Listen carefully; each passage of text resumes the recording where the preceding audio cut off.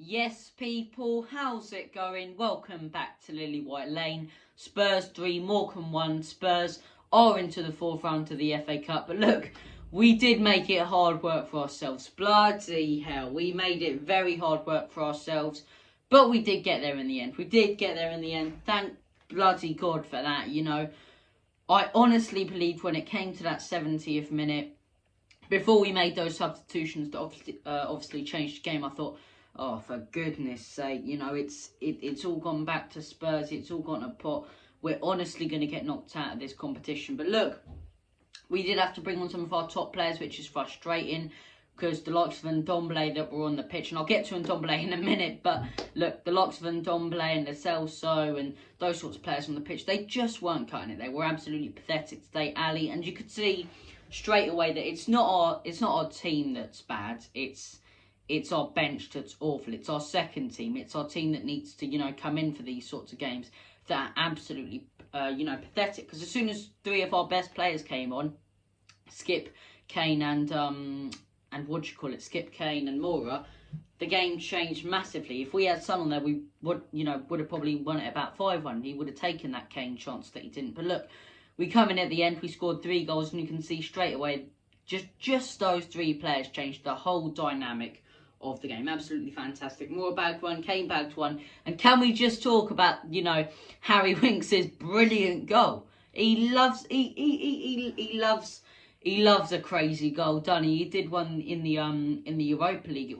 I believe it was against Wolfsberger last season or some shit team, and he just belted one in which was meant to be a cross, and somehow it went in. And another one happened today, meant to be a cross, top bins, and it's one of the best goals we've seen from Spurs, last year and this year. Probably the best goal we've seen since Harry Winks' last one. So look, we come in at the end and it is all smiles, but we made it very risky for ourselves. I just want to say, if there are any Morecambe fans watching, although we were quite poor in the first half, every single bit of credit to that team. They really showed grit. They really showed fight today. And no team were easy to beat in the FA Cup. Everyone struggles. Everyone concedes a goal. And it's completely different to the League Cup. City even conceded a goal on Friday. Won that game 4-1. They were in the same situation we were today with Morecambe in the third round of last year's FA Cup, where they had to scrape it in the last minute with a 2-1 win. The top teams do have to scrape these wins because the lower teams give so much effort, and it's absolutely fantastic. So look, massive props to Morecambe today. They were absolutely phenomenal. Defended very, very well, compact, very narrow, cleared a lot of our crosses. But eventually the likes of Kane and Mora come on and just dominate the game. And look, luckily none of them got injured, and we do head into Wednesday's game with a little bit of confidence. But look, that first half, absolutely pathetic. Absolute joke. There's no direction, nothing being shown from the team. And there's 2 players I want to talk about. Matt Doherty and Tunky Ndombele. Tunky Ndombele, first, get him out of the club. Sell this guy in January. He's pathetic, he's lazy. And for him to trudge off the pitch when we need to win, to trudge off and slowly walk off like we're winning 3-1, when you're probably the reason we're 1-0 down because you've been absolutely pathetic, is a joke. It's an absolute joke. Tunky Ndombele should never play for Spurs again. He shows no passion, he shows no pride wearing that shirt, and he takes it for granted. He really does take it for granted when deep down, all he is a skill merchant. That's all he is. I'm going to be blatantly honest about it. He's a skill merchant. He's nowhere near good enough. He's shit. Get him out of the club. January transfer window. I don't care if a 5 million offer comes in. Daniel Levy, sell this guy. Please sell this guy. He is absolutely pathetic. I don't see what he brings to the team. He just brings slow, when we're trying to play fast football, he just makes it slow and slows it down. We could have scored about 5 or 6 at the end, in that second half of chances. But he slows it down when we're on the break. And for him to trudge off, never should play. Never, ever should play for Spurs again. You absolutely disgusting pile of rubbish. And some people could say that's harsh. I don't think it is. Never play for Spurs again. Matt Doherty, same message goes to you. Now, Matt Doherty didn't disrespect the club. He didn't walk off like an absolute tosser. But, excuse my language in this one, but he's, how many performances has this guy played where he just doesn't show any determination, doesn't show any passion, doesn't show any grit? Just seems like he doesn't want to win. We had about 4 chances in that first half. It could have been about 3 or 4-0 up with headers from him.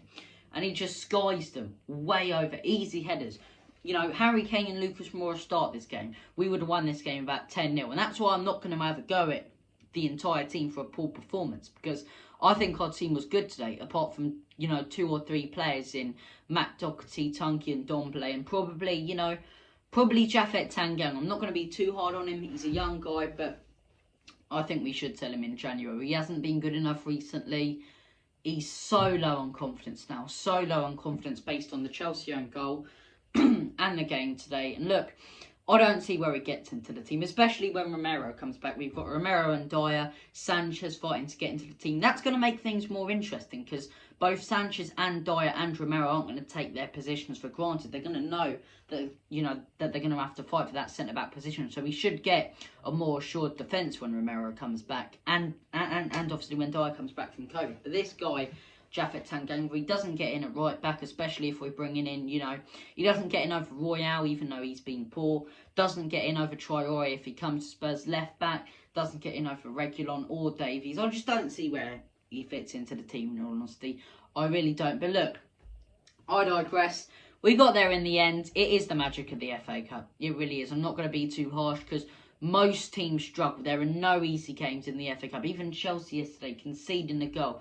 You know these smaller teams are going to go for it absolutely massively because this is their World Cup final. This means absolutely everything. And that's why the FA Cup, for an armchair fan, is, you know, arguably the best cup because it brings entertainment. You know, every single smaller team in League 1, League 2 and non-league going to play their hearts out, fight. You know, Kidderminster yesterday, incredible, Boreham Wood. And, you know, we saw it again today from Morecambe and they were so unlucky not to get a result. But look, got there in the end, showed our class with some of our top players. And yeah, that just about does wrap it up for this video. Thank you for watching. Spurs in the 4th round. Let's see who we get in the draw. Hopefully we can get a Kidderminster or someone.